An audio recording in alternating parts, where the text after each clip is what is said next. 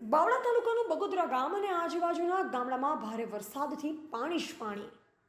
બાવળા તાલુકાના બગોદરા ગામે ભોગાવો નદી બે કાંઠે વહી રહી છે અને આજુબાજુના ગામડા વરસાદના રૌદ્રરૂપથી પાણી જ પાણી તરબોળ થઈ ગયા છે.